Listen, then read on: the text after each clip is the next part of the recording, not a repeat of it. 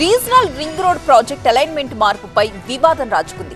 Future సిటీకి బాటలు వేస్తున్నామని అధికార పార్టీ చెబుతుంటే స్వప్రయోజనాల కోసమే అలైన్మెంట్ మార్చేశారని బీఆర్ఎస్ ఆరోపిస్తోంది. అటు RRR పై కమిటీ వేస్తున్నట్టుగా మంత్రి పొంగులేటి ప్రకటించారు. రీజనల్ రింగ్ రోడ్డును కాంగ్రెస్ ప్రభుత్వం ప్రతిష్టాత్మకంగా తీసుకుంది. RRR ప్రాజెక్టును ఉత్తర దక్షిణ భాగాలుగా విభజించి నిర్మిస్తోంది.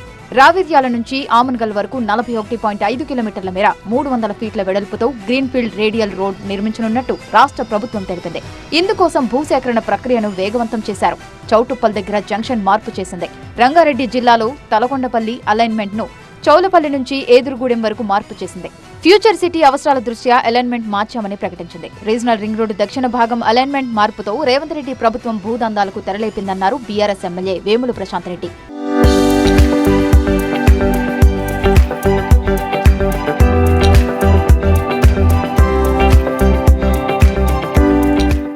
దీనిపై సీబీఐ విచారణ జరపాలని డిమాండ్ చేశారు ఆయన.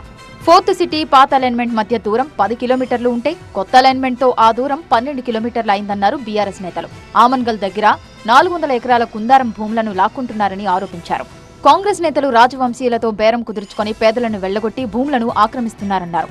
పేద రైతుల నుంచి కబ్జా రద్దు ఒప్పందాలు చేసుకుంటున్నారన్నారు. ఇందులో బిగ్ బ్రదర్స్ హస్తం ఉందన్నారు. అలైన్మెంట్ మార్పుపై శ్వేతపత్రం విడుదల చేయాలన్నారు ప్రశాంత్ రెడ్డి.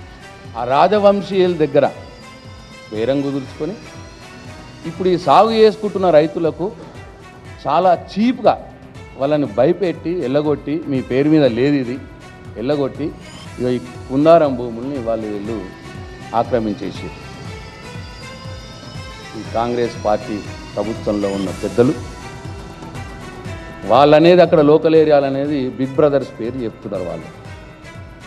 వాళ్ళు ఇక్కడ ఈ భూములు ఆక్రమిస్తున్నారని ప్రజా ప్రయోజనాలను దృష్టిలో పెట్టుకుని రీజనల్ రింగ్ రోడ్డును నిర్మిస్తామన్నారు మంత్రి పొంగులేటి శ్రీనివాసరెడ్డి. RRR కోసం ఒక కమిటీని నియమిస్తున్నట్టు ప్రకటించారు.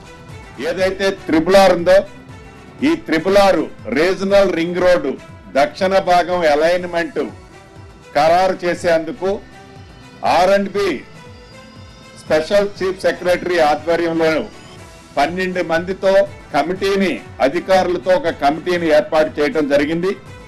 దీంట్లో ప్రధానంగా కన్వీనర్ గా R&B ప్రిన్సిపల్ సెక్రటరీ గారు ఉంటారు. రీజనల్ రింగ్ రోడ్డుపై రాజకీయాలు చేయొద్దన్నారు మంత్రి కోమటిరెడ్డి వెంకటరెడ్డి. అలైన్మెంట్ మార్పులో దురుద్దేశం లేదన్నారు.